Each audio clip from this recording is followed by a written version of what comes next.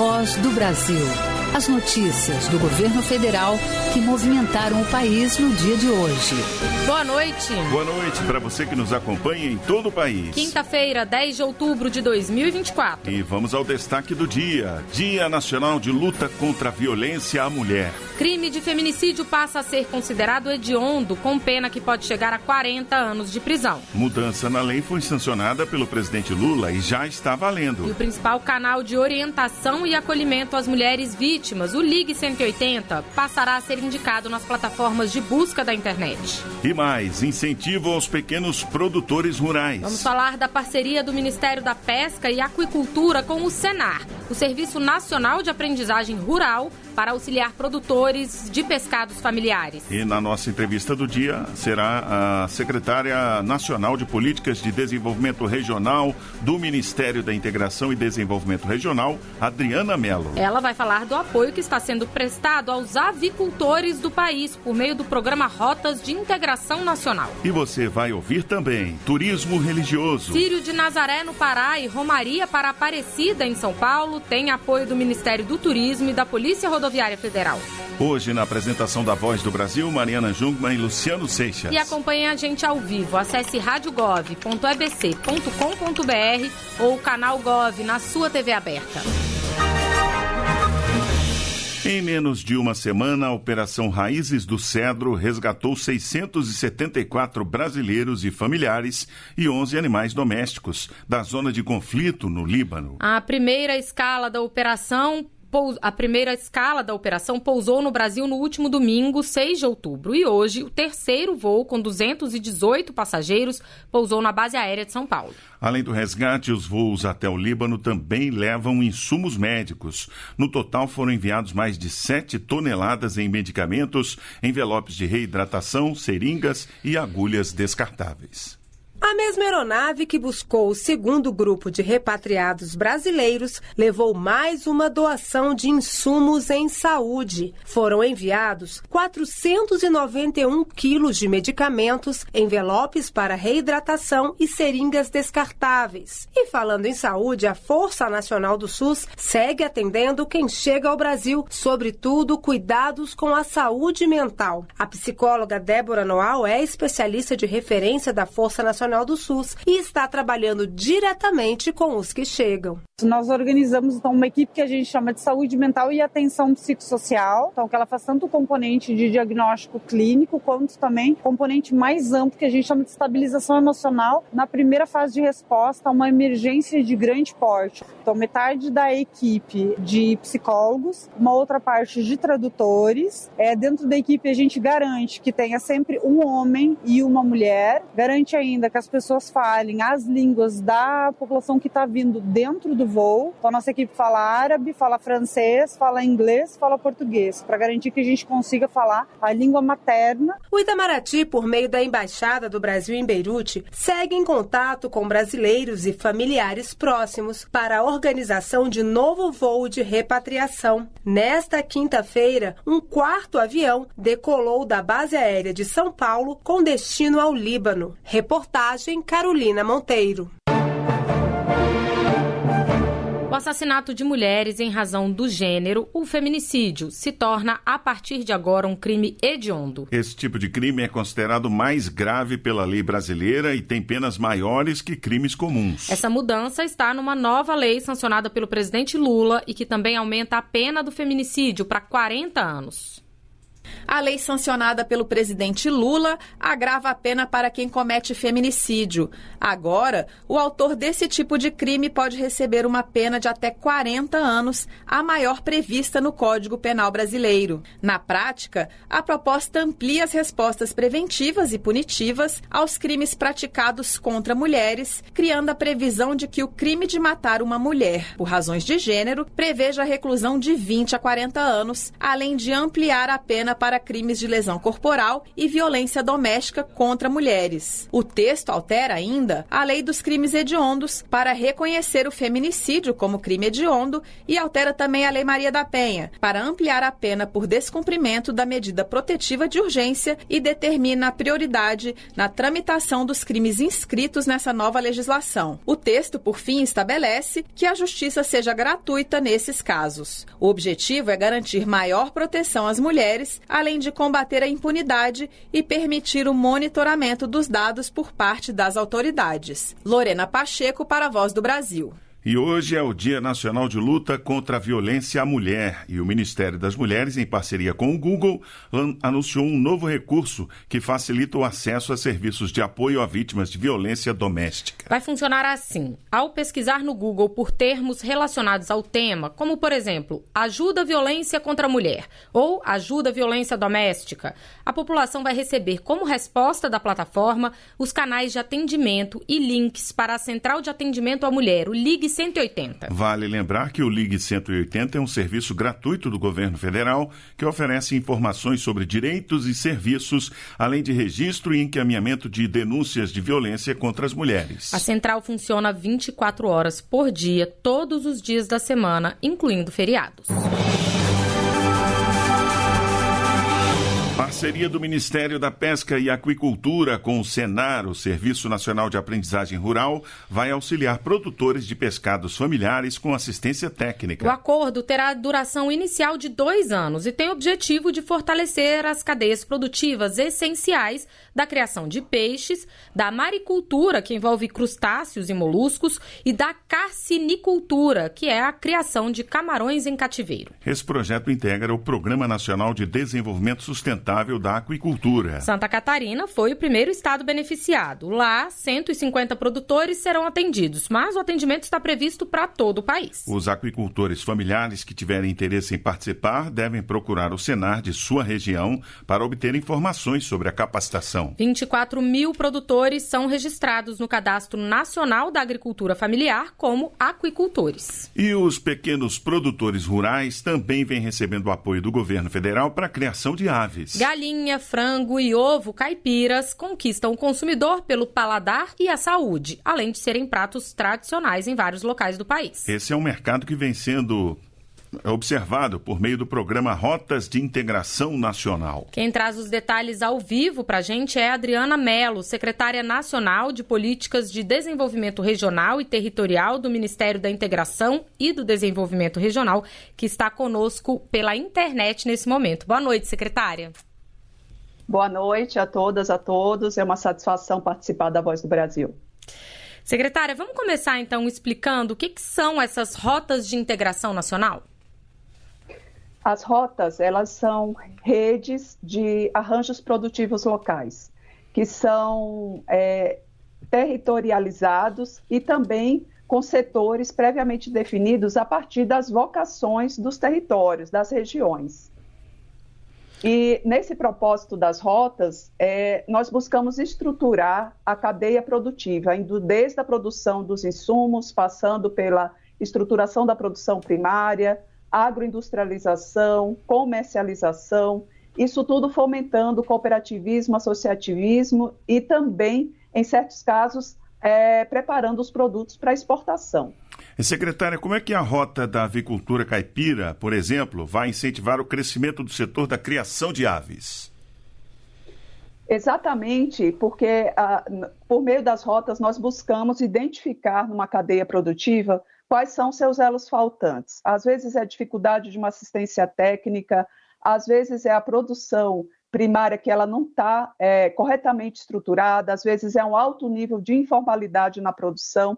Então, identifica-se na cadeia produtiva quais são esses elos faltantes, quais são as etapas da produção que estão desarticuladas ou desestruturadas, e as rotas vêm exatamente para sanar esses problemas e para consolidar uma cadeia produtiva em todas as suas etapas. Agora, hoje aconteceu, né, secretário, o primeiro Fórum Estadual do Arranjo Produtivo da Avicultura Caipira, em Sergipe. E amanhã vai acontecer a segunda oficina regional dos polos da avicultura caipira do Nordeste. Quais são as propostas? O que esses fóruns trazem? Primeiramente, é preciso mobilizar o setor produtivo numa determinada região, num determinado estado, né? No caso de Sergipe, esse seminário ele vem exatamente lançar luzes sobre o tema, convidar todo o setor produtivo por meio de cooperativas, associações, mas não apenas o setor produtivo. É importante falar que as rotas elas integram também setor público, instituições de ensino e pesquisa, como a Embrapa, e também as instituições do terceiro setor. O objetivo é a gente integrar políticas públicas que venham beneficiar essa cadeia produtiva da avicultura caipira. No caso, existe uma perfeita correlação entre compras públicas, por exemplo, por meio dos programas de aquisições de alimentos, com a estruturação da rota da avicultura caipira, fazendo com que o ovo caipira, como um exemplo, passe a integrar o rol daqueles produtos que fazem parte das aquisições de alimentos capitaneadas muitas vezes pelos governos estaduais. Além de Sergipe, em que outros estados existem polos da rota da avicultura caipira? Existe previsão de criação de outros polos? Existem. Sergipe é o segundo estado onde está sendo implantado o polo. Essa é uma rota muito nova.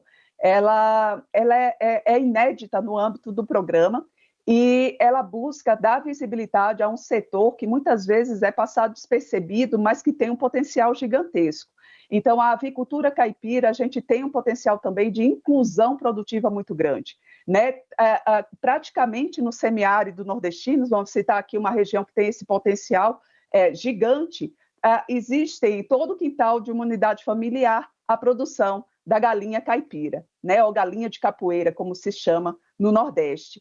É interessante observar que estruturar esse setor vai garantir uma maior rentabilidade para as famílias produtoras, além de ampliar sua renda com agregação de valor, visto que o ovo caipira hoje é um produto altamente aceito pelo seu potencial nutracêutico, por ser um alimento saudável e porque grandes segmentos hoje do público consumidor, eles optam, né, pela produção caipira, exatamente pelo alto grau de saudibilidade que ela proporciona.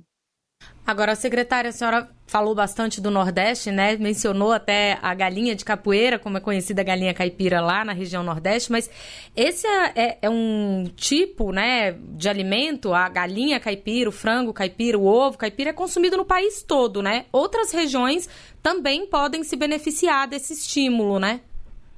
Exatamente. Essa é uma produção que está presente no país inteiro, com níveis de maturidade e de estruturação diferenciados, né? Então, a gente tem na região sudeste, no sul do país, uma ampla produção também, mas com o nível de maturidade da cadeia produtiva diferenciado. E qual é o propósito do Ministério do Desenvolvimento Regional? É atuar prioritariamente naquelas regiões que apresentam baixos indicadores socioeconômicos.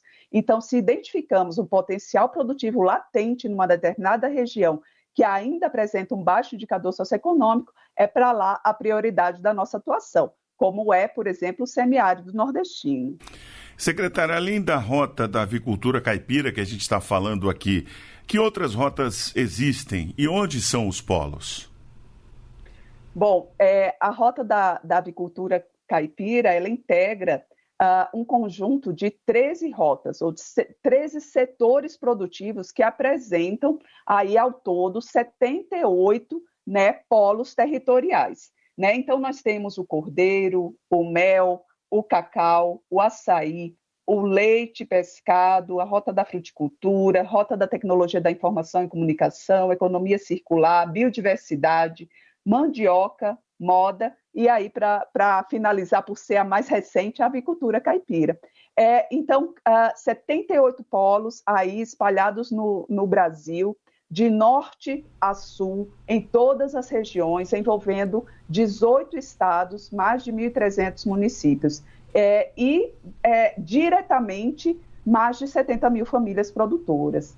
Produtos tipicamente brasileiros, né, que tem grande potencial econômico. Secretária, infelizmente nosso tempo chegou ao fim. Eu queria muito agradecer a senhora, secretária nacional de Políticas de Desenvolvimento Regional e Territorial do Ministério da Integração e do Desenvolvimento Regional, Adriana Mello. Obrigada, secretária. Eu que agradeço.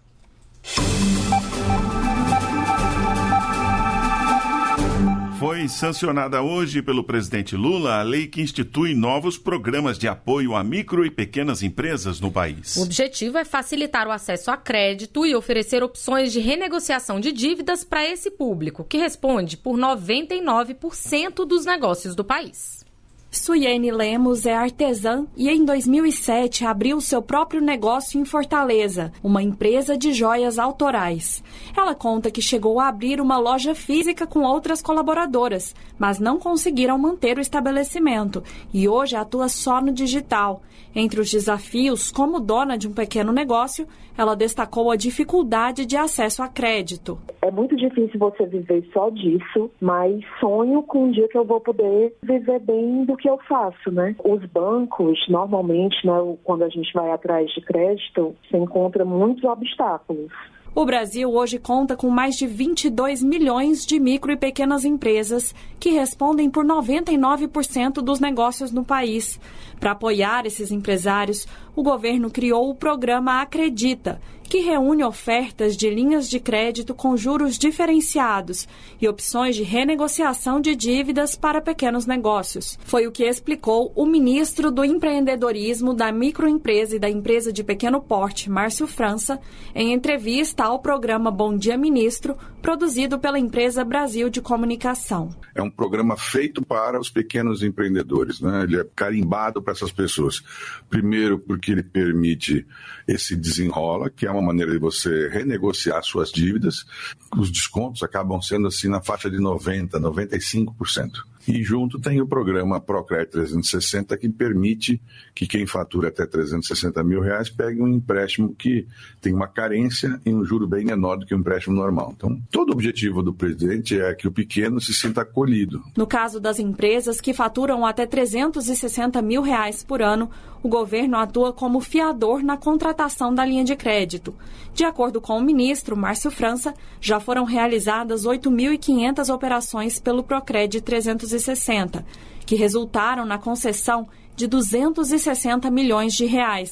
Mas existe potencial para muito mais, porque o governo vai destinar R$1 bilhão e 500 milhões no total para garantias aos bancos. Reportagem Natália Kozlik. Atenção, estudante! O Enem, Exame Nacional do Ensino Médio, será aplicado nos dias 3 e 10 de novembro. Com a nota do exame, os participantes têm acesso a diversas oportunidades para disputar o ingresso no ensino superior. Você sabe como usar a nota do Enem, o Exame Nacional do Ensino Médio, em programas do Ministério da Educação? Os participantes podem usar os resultados no SISU, ProUni ou FIES. O Sistema de Seleção Unificada é um dos principais mecanismos de seleção para as universidades públicas e as instituições federais de ensino superior. Já o programa Universidade para Todos possibilita que o participante do Enem tenha acesso à bolsa de estudo integral ou parcial em instituições privadas de ensino superior. E o Fundo de Financiamento Estudantil oferece vagas para o financiamento de curso superior em instituições privadas de ensino para quem fizer o Enem 2024 ou para quem tiver feito as edições do exame de anos anteriores até 2010. As notas também podem ser usadas em processos seletivos de instituições portuguesas. Além disso, participar do Enem é um dos critérios para receber o incentivo Enem do programa PED Meia, no valor de R$200. Os estudantes que cursam a terceira série do ensino médio em escola pública devem comparecer aos 2 dias de Enem para ter direito ao valor. A iniciativa foi criada para estimular a permanência e a conclusão escolar de estudantes matriculados no ensino médio público. Para mais informações sobre como participar, datas de inscrição e documentos exigidos, acesse o site gov.br/MEC. Thaísa Vitória para a Voz do Brasil. E o prazo para envio de documentação para a prova de títulos do Concurso Público Nacional Unificado foi prorrogado. Os candidatos têm até as 23h59 de hoje para realizar esse procedimento no site do CPNU, o mesmo onde foi feita a inscrição. Os comprovantes de titulação devem ser enviados para cada cargo habilitado conforme os termos dos editais. Viaturas, aeronaves, rastreadores, apoio logístico que vem sendo prestado pelas Forças Armadas para o combate aos incêndios na Amazônia e no Pantanal. Os militares atuam diretamente no combate ao fogo e também na assistência à população local, especialmente em saúde. Desde junho, a Marinha, o Exército e a Aeronáutica apoiam as ações governamentais de combate às queimadas na região pantaneira de Mato Grosso e Mato Grosso do Sul. Em parceria com os órgãos ambientais, as Forças Armadas empregam cerca de 500 militares, 46 embarcações, 143 viaturas, rastreadores, antenas de comunicação e aeronaves. Nas ações, os militares prestam o apoio logístico necessário aos brigadistas para o combate ao fogo. O subcomandante operacional conjunto da Operação Pantanal 2, General Márcio Luiz do Nascimento Abreu Pereira, comenta os resultados. Foram transportadas até o momento 139 toneladas de equipamentos, executadas 178 missões de reconhecimento, 216 missões aéreas e o lançamento de 1.236.750 litros de água sobre os focos de incêndio. Além de atuar no combate direto ao fogo, militares da área de saúde das Forças Armadas atenderam a ribeirinhos afetados pelos incêndios no Pantanal. A equipe do navio de assistência hospitalar Tenente Maximiano prestou atendimentos médicos e odontológicos e efetuou a aferição de pressão e distribuição de medicamentos. A iniciativa, realizada na região de Castelo, a cerca de 100 quilômetros de Corumbá, Mato Grosso do Sul, beneficiou 68 pessoas. O comandante do navio, capitão-tenente Pedro Henrique Policarpo Toledo, conta como foi a operação. A ação foi realizada após ribeirinhos relatarem problemas de saúde devido à fumaça ocasionada pelos incêndios florestais que estão ocorrendo na região do Pantanal. Já na Amazônia Legal, as tropas dão continuidade às ações de combate aos incêndios florestais e atuam para amenizar os efeitos da estiagem naquela região. Foram lançados mais de 250 mil litros de água nas regiões afetadas pelo fogo, transportados mais de 25 toneladas de itens, incluindo água potável, para as cidades de Cruzeiro do Sul, no Acre, e Tabatinga, no Amazonas. Os militares também transportaram mais de 600 brigadistas do IBAMA e ICMBio. Reportagem Lani Barreto. Na agenda de celebrações e festas do Ministério do Turismo estão cadastrados 74 eventos só no mês de outubro em todo o país. E no próximo fim de semana, 2 festas vão movimentar milhares de brasileiros em Belém, no Pará, e em Aparecida, em São Paulo. Círio de Nazaré é gente. A celebração a Nossa Senhora de Nazaré é realizada há 211 anos. A festa da padroeira dos paraenses é reconhecida como Patrimônio Cultural Imaterial pelo Instituto do Patrimônio Histórico e Artístico Nacional e, em 2013, foi declarada Patrimônio Cultural da Humanidade pela Unesco, a Organização das Nações Unidas para a Educação, a Ciência e a Cultura. Este ano são esperados cerca de 90 mil visitantes em Belém para o Círio. Serão 3 mil voos durante o evento. A programação do Círio se intensifica no fim de semana. No domingo, milhares de devotos vão participar da grande procissão. A professora Socorro Botelho é devota de Maria. Todos os anos, ela viaja de São Luís, no Maranhão, para Belém, no Pará, para participar do Círio de Nazaré.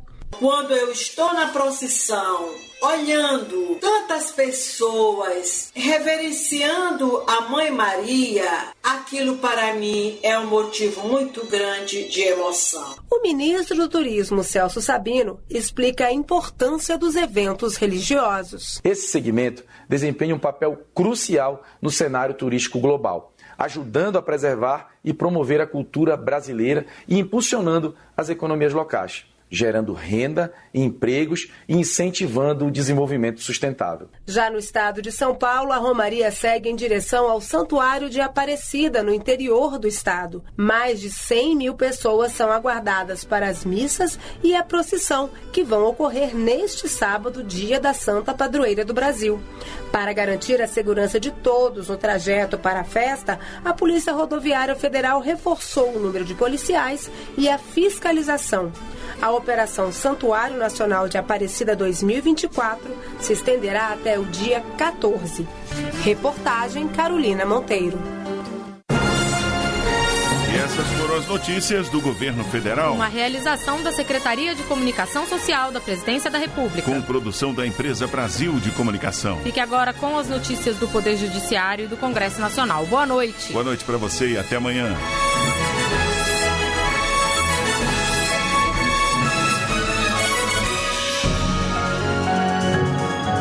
A Voz do Brasil. Governo Federal.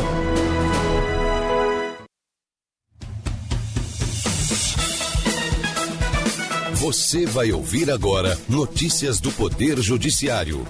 O presidente do Supremo destaca papel da Corte na proteção da Constituição Federal. STF mantém suspensa execução de emendas parlamentares de comissão e de relator. Tribunal Superior do Trabalho realiza a posse da nova administração. Boa noite, eu sou Ariana Fonseca. E eu sou Carlos Eduardo Cunha.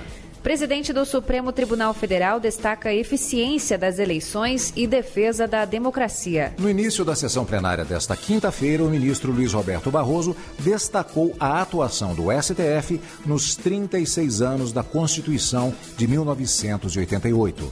Neto Costa.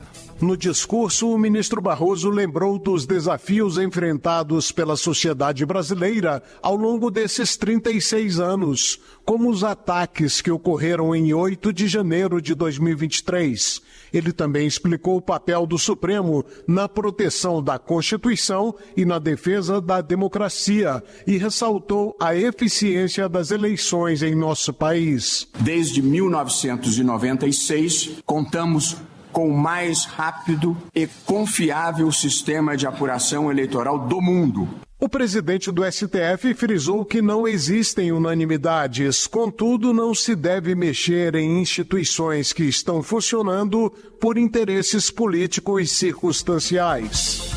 A segunda audiência de conciliação no âmbito da ação que trata do chamado orçamento secreto terminou sem acordo no Supremo Tribunal Federal. Executivo e Legislativo responderam a 16 questionamentos feitos pelo relator da ação no STF, ministro Flávio Dino, sobre as providências para garantir a transparência e rastreabilidade das emendas de comissão e de relator. De acordo com Dino, a Câmara dos Deputados e o Senado Federal limitaram-se a apontar que a solução deve ser definida em projeto de lei complementar.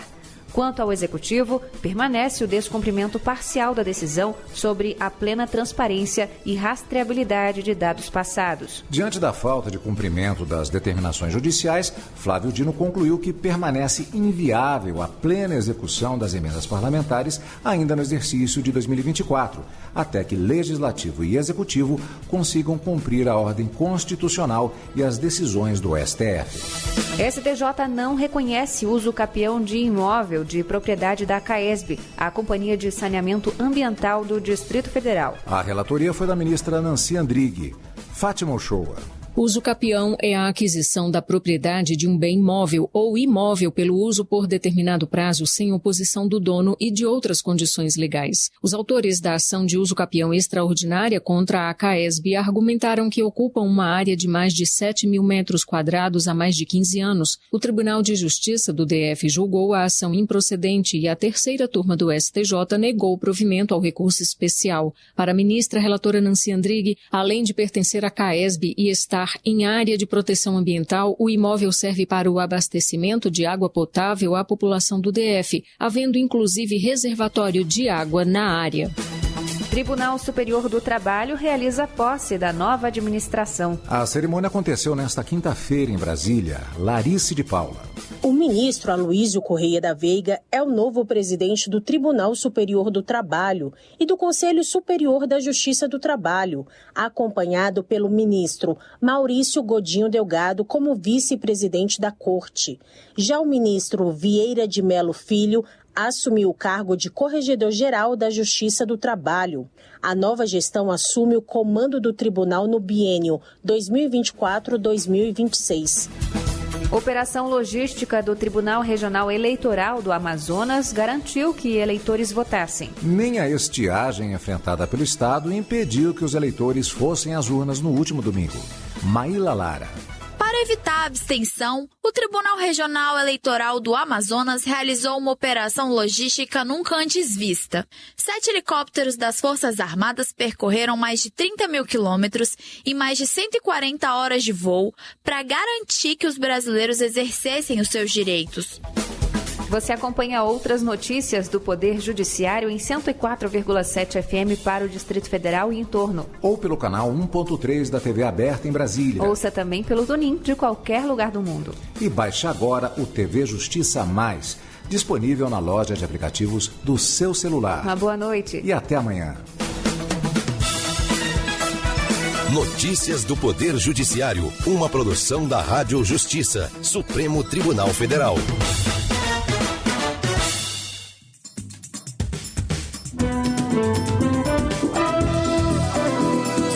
Está no ar o Jornal do Senado. Eu sou Vladimir Espinosa. E eu sou Ricardo Nacaoca. E estes são os destaques de hoje do Jornal do Senado, que começa agora. CPI convoca Lucas Paquetá e Deolane Bezerra para depoimento no Senado. Relator da regulamentação da reforma tributária quer ouvir quem defende ajustes no texto. Projeto do Senado vira lei e pena de feminicídio vai a 40 anos de prisão. Boa noite. Boa noite. A CPI da manipulação de jogos deve ouvir o jogador Lucas Paquetá no dia 29 de outubro. O atleta é suspeito de envolvimento em esquema de apostas em partidas de futebol. Também foi aprovada a convocação de Deolane Bezerra, influenciadora que chegou a ser presa pela Polícia Federal em uma operação que investiga a lavagem de dinheiro e jogos ilegais no Brasil. Repórter Pedro Pincer. A Comissão Parlamentar de Inquérito que investiga a manipulação de jogos e apostas esportivas vai ouvir na última semana de outubro a influenciadora Deolane Bezerra e o jogador de futebol Lucas Paquetá. Ambos foram convocados e terão de comparecer ao colegiado. O presidente da comissão, senador Jorge Cajuru, do PSB de Goiás, afirmou que os depoimentos estão marcados para o dia 29, mas ainda não houve confirmação por parte dos convocados. Além disso, como o Paquetá joga na Inglaterra, ainda não foi definido se irá depor de forma presencial ou por videoconferência. Ele responde a acusações por ter se envolvido em um suposto esquema de apostas em partidas realizadas em 2022 e 2023 no futebol inglês e corre o risco de ser banido do futebol daquele país. Para Cajuru, o jogador não deveria continuar sendo chamado para a seleção brasileira durante as investigações. Eu acho um absurdo, eu acho abominável o jogador Paquetá ainda estar na seleção brasileira, sendo convocado, jogando, sendo que o nome dele, está totalmente sendo investigado. Já Deolane foi presa no início de setembro durante a Operação Integration da Polícia Federal, que investiga crimes de lavagem de dinheiro e jogos ilegais no Brasil, e ficou cerca de 20 dias na prisão. A CPI também aprovou um requerimento para que os senadores Cajuru, Romário do PL do Rio de Janeiro e Eduardo Girão do Novo do Ceará façam viagem a Portugal para ouvir em sessão reservada o investigado William Rogato, que disse ter provas de manipulação de resultados. O senador Marcos Rogério, do PL de Rondônia, questionou a suspensão de uma licitação para a compra de blindados vindos de Israel para o Exército Brasileiro. Nas palavras dele, o impedimento é motivado por questões ideológicas, pois a empresa vencedora é israelense. O parlamentar lembrou que Israel é um país conhecido por suas habilidades em ações de inteligência, tecnologia e segurança cibernética. E acrescentou ainda que a lei de licitação brasileira considera aspectos técnicos e não ideológicos. Ao afirmar que as ações de defesa do Brasil estão paralisadas, Marcos Rogério também reforçou que o governo federal deve priorizar a eficiência e a segurança nacional.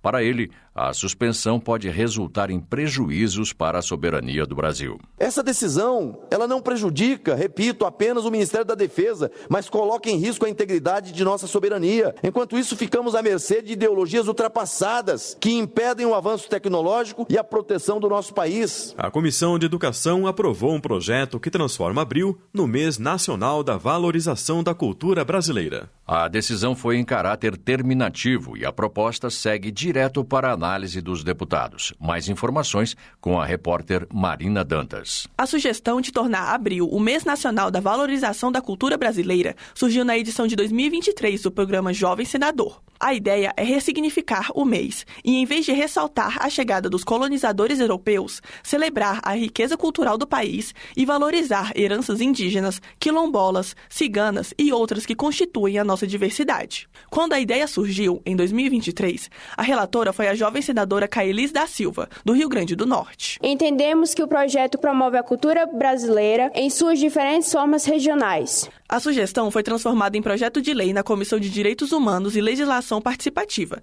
e, na última terça-feira, o texto recebeu a aprovação da Comissão de Educação e Cultura. Lá, o projeto teve relatoria do senador Paulo Paim, do PT do Rio Grande do Sul. Estimular o envolvimento estudantil em abril é, portanto, uma forma de garantir a valorização da cultura nacional, já que o projeto apresentado foram pelos jovens senadores. Consideramos, portanto, plenamente apropriada a instituição de um mês para a valorização da cultura brasileira. Se não houver pedido para mais uma votação em plenário, o projeto que institui o Mês Nacional da Valorização da Cultura Brasileira poderá seguir direto para análise da Câmara dos Deputados. A senadora Rosana Martinelli, do PL de Mato Grosso, manifestou apoio ao projeto de lei de castração química para condenados por crimes sexuais. A proposta de autoria do senador Stevenson Valentim, do Podemos do Rio Grande do Norte, já foi aprovada na Comissão de Constituição e Justiça no Senado e está em análise na Câmara dos Deputados. Martinelli explicou que o tratamento visa reduzir a libido do condenado por meio de medicamentos que atuam no sistema hormonal. Ela ressalta ainda que o tratamento é reversível e será aplicado apenas em casos de reincidência de crimes sexuais, com a supervisão de equipe médica especializada e em hospital de custódia. Para a parlamentar, cabe aos responsáveis pela criação de leis garantir que os autores da violência sexual sejam punidos de maneira proporcional à gravidade de seus atos. O medo e a vulnerabilidade que as mulheres enfrentam diariamente em nossa sociedade não podem mais ser ignoradas. A questão não é de vingança, mas de justiça. Uma justiça que devolve segurança às nossas ruas e lares e que demonstra que crimes contra a dignidade sexual serão enfrentados com a seriedade que merecem. O senador Eduardo Braga, do MDB do Amazonas, foi oficialmente designado como relator da regulamentação da reforma tributária. Já aprovada pelos deputados, a proposta trata das alíquotas dos novos impostos e a devolução de tributos, o chamado cashback, para famílias de baixa renda. O projeto chegou ao Senado em agosto. Desde então, Eduardo Braga participou de mais de 100 reuniões informais com representantes dos diversos setores da economia. Na Comissão de Constituição e Justiça, ele pretende ouvir governadores, prefeitos e representantes de segmentos que defendem ajustes no texto. Audiências públicas dos diversos setores que já foram solicitados, 2 temáticas já conversadas inclusive com o presidente Rodrigo Pacheco, um de governadores e outro com representantes dos municípios brasileiros, como nós fizemos na emenda constitucional, e aí, por fim, a entrega do relatório com o debate e a aprovação na Comissão Constituição e Justiça e depois vindo para plenário. Já está em vigor o aumento de pena para até 40 anos para o crime de feminicídio e de 5 anos para lesão corporal contra mulheres. Da iniciativa do Senado, a nova lei também prevê tramitação prioritária dos processos e transferência de presídio para outro estado nos casos de ameaças às vítimas. Repórter Érica Christian. De iniciativa da senadora Margarete Busetti, do PSD de Mato Grosso, o chamado pacote antifeminicídio define em até 40 anos de prisão a pena para o feminicídio, que passa a ser um crime hediondo e autônomo. A progressão de regime só ocorrerá após o cumprimento de metade da sentença. A lei também pune com 5 anos as agressões físicas praticadas contra as mulheres. Segundo Margarete Busetti, essa mudança poderá impedir que a lesão corporal, que será de fato punida, se transforme em um assassinato. Nos casos que antecedem o feminicídio, a gente também mexeu. Por exemplo, lesão corporal. Ele ia de 3 a 6 meses, não vai para a cadeia. A gente deixou de 2 a 5. Aí existe uma possibilidade dele também ser preso e pagar por um crime de lesão corporal. A nova lei também prevê a perda do poder pátrio, de cargos públicos e da visita íntima. Margarete Busetti avalia que o aumento da pena poderá diminuir os casos de violência doméstica. Talvez a punição seja a única forma de educar esse homem para que ele pense e não mate a mulher como se fosse propriedade dele. Que a gente está vendo as mortes cada dia com mais requinte de crueldade. A nova lei também prevê que os processos de crime hediondo ou de violência contra a mulher terão prioridade de tramitação em todas as instâncias judiciais e com gratuidade para as vítimas.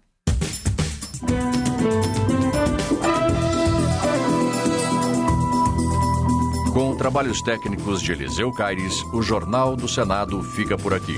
Acompanhe agora as notícias da Câmara dos Deputados. Boa noite. Boa noite e até amanhã.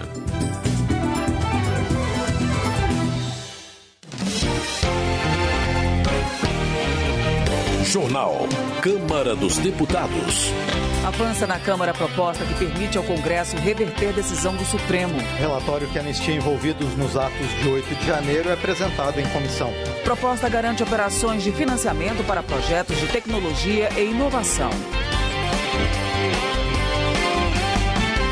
Boa noite. A Câmara pode votar uma proposição que garante operações de financiamento de projetos de desenvolvimento tecnológico e inovação. O repórter Antônio Vital tem mais detalhes da proposta. Está pronto para ser votado no plenário da Câmara projeto que garante financiamentos para projetos de inovação tecnológica com recursos do BNDES, no caso do agente financeiro, ou seja, o banco que intermediou o empréstimo, por algum motivo deixar de operar. O projeto permite que a FINEP, a financiadora de estudos e projetos, assuma automaticamente os contratos do agente financeiro que sofrer falência, liquidação extrajudicial ou intervenção. Com a medida, a FINEP passa a ser a nova credora desses contratos. Hoje, só a Agência Especial de Financiamento Industrial, a FINAME, um braço do BNDES, pode fazer isso. O projeto apresentado pela deputada Luísa Canziani, do PSD do Paraná, tem como objetivo dar segurança jurídica às operações e garantir a continuidade dos projetos financiados, o que tem impacto na área de inovação e tecnologia. A FINEP financia instituições de pesquisa e empresas brasileiras em todas as etapas do ciclo de desenvolvimento científico e tecnológico, da pesquisa básica até o desenvolvimento de produtos. O projeto ganhou regime de urgência, o que permite que seja votado diretamente no plenário da Câmara, sem passar pela análise das comissões permanentes da Casa. A urgência foi aprovada de maneira simbólica, sem votos contrários. Para a deputada Érica Cocai, do PT do Distrito Federal, a proposta fortalece a FINEP e garante projetos de desenvolvimento tecnológico e científico. Significa que os recursos que foram emprestados ao agente financeiro e que, se porventura esse agente financeiro quebrar, as garantias que foram dadas para o agente financeiro para assegurar o crédito, elas podem estar fortalecendo a FINEP, que é fundamental para o desenvolvimento tecnológico e científico do Brasil. Além de financiar projetos, a FINEP atua na implantação de empresas do setor de tecnologia, de parques tecnológicos e apoia o desenvolvimento e a inovação em empresas já estabelecidas. De acordo com a Associação Brasileira de Desenvolvimento, a ABDE, a aprovação do projeto vai ampliar em até 12 bilhões de reais os recursos disponíveis para financiamentos de projeto de inovação. Ainda não há data para votação no plenário da Câmara do projeto que permite que a FINEP assuma como credora as operações de crédito para desenvolvimento tecnológico no caso de falências de agentes financeiros. Da Rádio Câmara de Brasília, Antônio Vital. Relações Exteriores.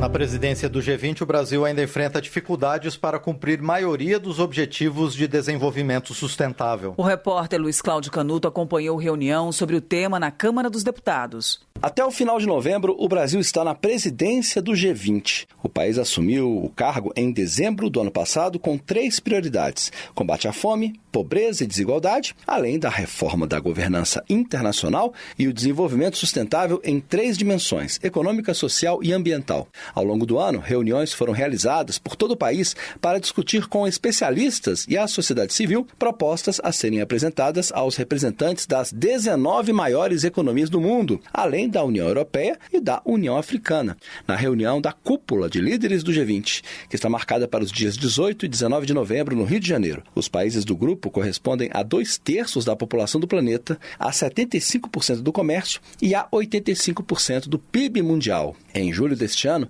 os ministros do G20 firmaram um compromisso para diminuir as desigualdades sociais. Segundo a organização Oxfam, desde 2020, o correspondente a 1% mais rico do mundo acumulou quase 2/3 de toda a riqueza gerada, e os 10% mais ricos são responsáveis por metade das emissões de carbono do planeta. A deputada Carol D'Artora, do PT do Paraná, faz parte da Frente Parlamentar Mista em apoio aos Objetivos de Desenvolvimento Sustentável da ONU.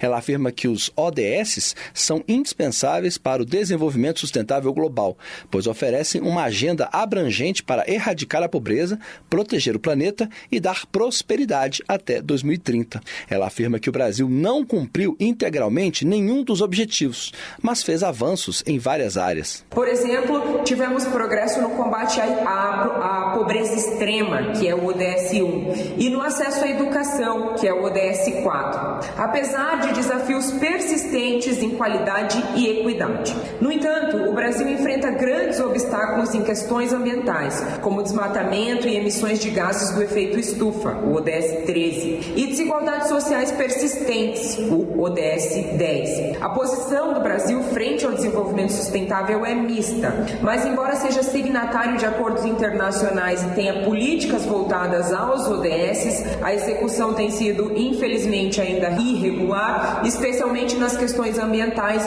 onde o país tem recebido algumas críticas. O ODS 10, que trata de inclusão social e redução das desigualdades, fez parte do foco de debates na presidência do Brasil no G20.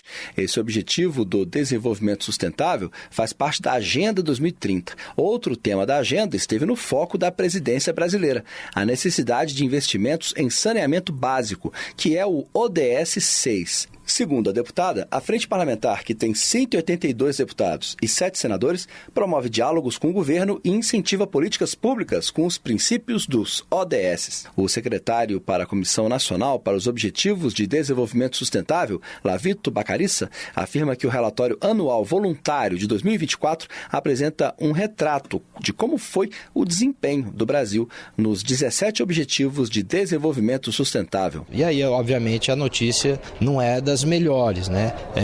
O retrato, que valeria um seminário, mas o retrato hoje que a gente tem das 169 metas dos objetivos, a gente tem 14 metas atingidas nesse momento. Então, ou seja, muito pouco, né? Os desafios que se colocam para a gente são enormes, mas a cena ainda é essa. Segundo ele, o grande desafio é popularizar o conhecimento da agenda, por isso a participação social é importante. Ele explica que é difícil comparar desempenhos entre países porque são realidades diferentes.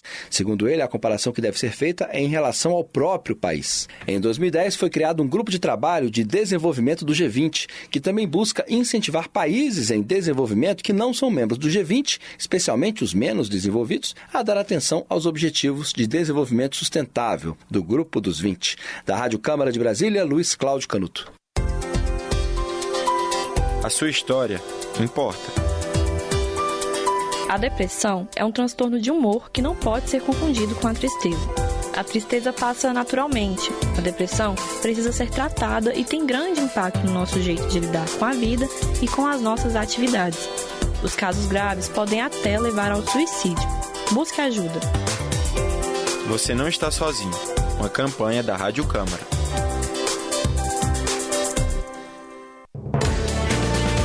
Justiça. A Comissão de Constituição e Justiça aprova a proposta que permite ao Congresso suspender decisões do Supremo Tribunal Federal.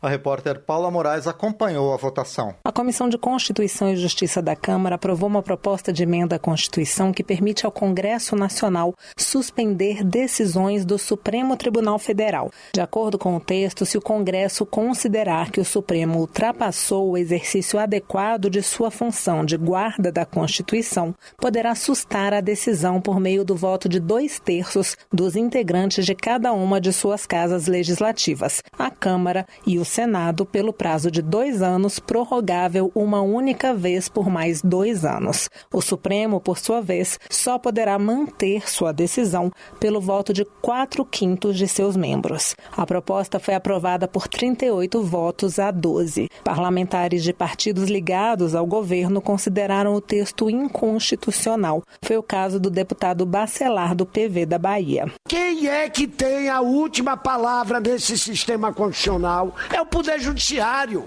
Não agir dessa maneira é coagir o STF. Em que país do mundo o Poder Legislativo interfere no conteúdo de uma decisão judicial? Nós estamos caminhando para o caos. O relator, deputado Luiz Felipe de Orleans e Bragança, do PL de São Paulo, por outro lado, disse que a proposta retoma o intento do Constituinte. Dá ao Congresso a possibilidade de criar um freio ao ativismo judicial desse pequeno grupo nomeado que age monocraticamente. É um freio, não é uma questão aqui de se sobrepor ao poder, de acabar com a dependência de poderes, nada disso. É de coabitação dos dois poderes. A proposta que permite ao Congresso Nacional suspender decisões do Supremo Tribunal Federal ainda precisa ser analisada por uma comissão especial e pelo plenário da Câmara em 2 turnos de votação. Depois ainda segue ao Senado. Da Rádio Câmara de Brasília, Paula Moraes.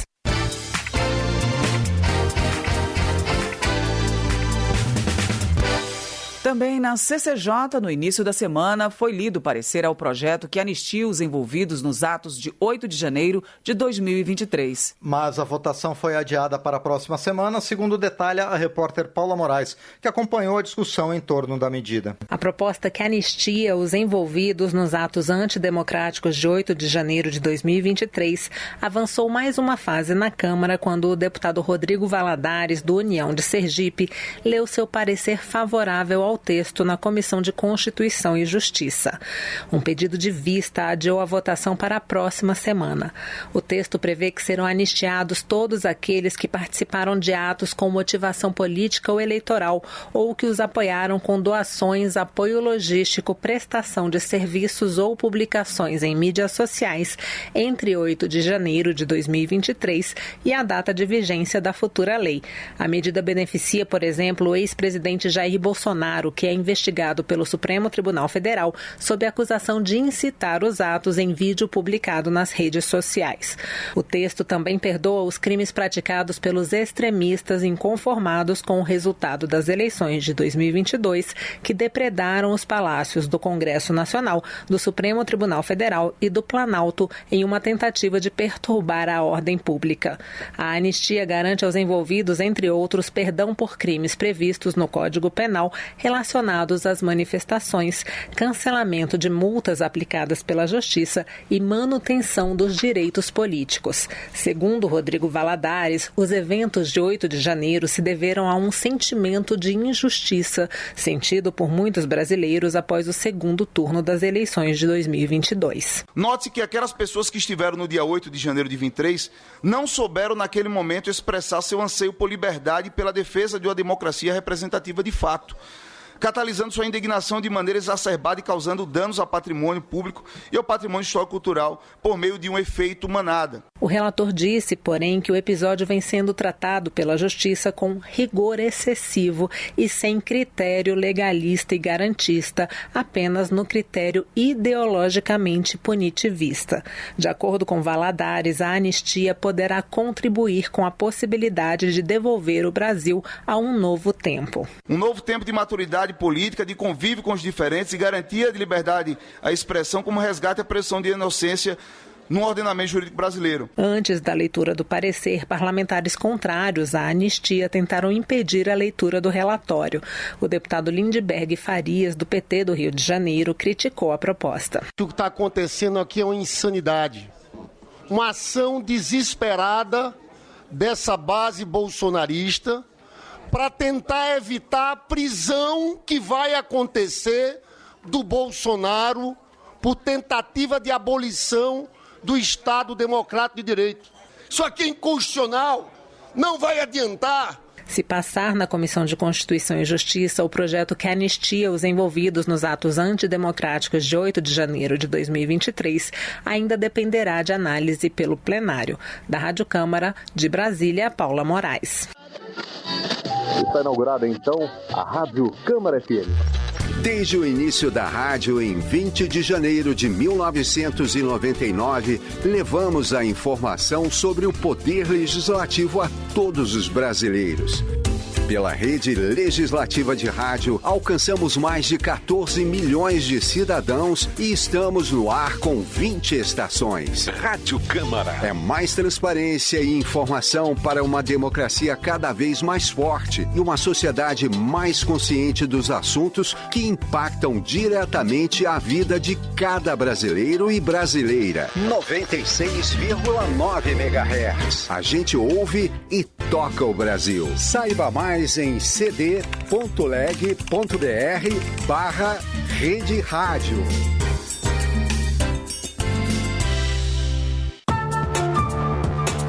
Ciência e tecnologia.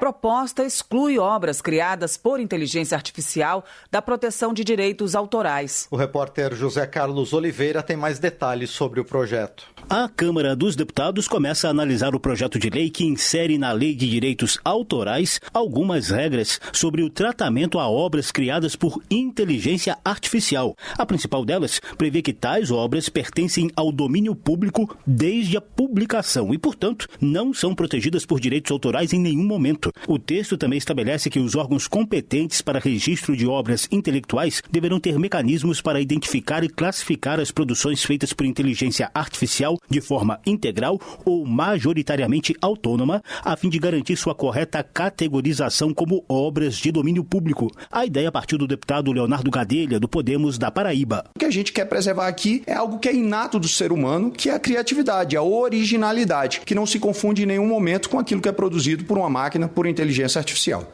Há zonas cinzentas, há momentos em que você não vai conseguir distinguir aquilo que foi produzido majoritariamente por uma pessoa daquilo que foi produzido majoritariamente por uma máquina. Então a gente vai precisar burilar, refinar essa legislação ao longo dos próximos anos, mas eu acho que aqui a gente está plantando uma semente muito importante. Na justificativa do projeto de lei, o deputado lembra que a inteligência artificial funciona por meio da aplicação de algoritmos que processam grandes volumes de dados seguindo padrões previamente estabelecidos durante seu treinamento. Portanto, esse sistema artificial não seria capaz de criar algo verdadeiramente novo ou original no sentido humano do termo. Acrescenta que, por mais complexas que sejam, as obras de IA surgem da recombinação de elementos pré-existentes, gerando resultados previsíveis. Apesar de algumas críticas pontuais ao texto, o advogado Lucas Chirro, especializado em direitos autorais, confirma que a tendência internacional é proteger apenas os autores humanos. É uma discussão bastante complexa. O que a gente vê hoje, quando a gente olha tanto para os casos envolvendo os direitos autorais, quanto para os casos envolvendo os direitos de propriedade industrial, quando a gente fala, por exemplo, de invenções criadas por inteligência artificial, a gente vê uma tendência mundial no sentido de reconhecer que, olha, se a gente não tem um autor ou um inventor humano, então isso não é protegido pela propriedade intelectual. Esse é um entendimento majoritário que a gente tem. Leonardo Gadelha admite a complexidade do tema e a necessidade de maior debate, sobretudo com pessoas que sobrevivem da criatividade e da capacidade intelectual. No entanto, o deputado não tem dúvida da urgência do tema. Acho que a gente está vendo aqui a ponta do iceberg. Outros países ainda se debruçam sobre essa matéria. Mesmo no direito comparado, você vai encontrar poucos exemplos. Mas nós estamos falando de tecnologias que vão invadir a nossa vida de maneira avassaladora. E é preciso que a gente comece a fazer essa discussão. Eu não tenho dúvida de que a gente vai ter um pouquinho de tentativa e erro quando estiver regulamentando essas novas tecnologias. Mas no que tange a inteligência artificial, a gente precisa começar de imediato. E ao falar de direitos autorais, eu estou abrindo aqui, eu acho que uma senda para que a gente possa também abordar outras questões inerentes a essa temática. A proposta que exclui obras criadas por inteligência artificial da proteção de direitos autorais ainda vai passar pela análise das comissões temáticas da Câmara dos Deputados, com possibilidade de audiências públicas para debater o tema. Da Rádio Câmara de Brasília, José Carlos Oliveira. Cultura. comissão aprova projeto que prioriza apoio às culturas originárias brasileiras. O repórter João Gabriel Freitas tem os detalhes. A Câmara dos Deputados discute o apoio à cultura indígena e afro-brasileira. A Comissão de Cultura aprovou um projeto que dá prioridade ao financiamento de manifestações artísticas com essas origens. Nesse sentido, a medida determina que o Programa Nacional de Apoio à Cultura, o PRONAC, distribua os recursos públicos de maneira equilibrada entre os diferentes grupos sociais. O PRONAC faz parte da Lei Rouanet, criada em 1991. O objetivo do programa é captar recursos e repassar à sociedade com o objetivo de incentivar a atividade cultural. Por sugestão do Senado, foram incluídas na proposta as produções das comunidades quilombolas e ciganas entre as beneficiárias do PRONAC. De acordo com a relatora na Comissão de Cultura da Câmara, deputada Jandira Fegali, do PCdoB do Rio de Janeiro, isso aumenta a proteção ao patrimônio cultural brasileiro. A emenda reconhece dessa forma a contribuição e o valor dessas manifestações, minorias cujos direitos culturais merecem estar devidamente salvaguardados em nossa sociedade. Agora, a nova versão do projeto, que prioriza o apoio à cultura indígena, afro-brasileira, quilombola e cigana, será avaliada pela Comissão de Constituição e Justiça da Câmara. Da Rádio Câmara de Brasília, João Gabriel Freitas. Termina aqui o Jornal Câmara dos Deputados, com trabalhos técnicos de Rafael Santos e apresentação de Márcio Aquiles Sardi e Val Monteiro. Boa noite. Voltamos amanhã com mais uma edição da Voz do Brasil. Boa noite. Você ouviu A Voz do Brasil. Boa noite.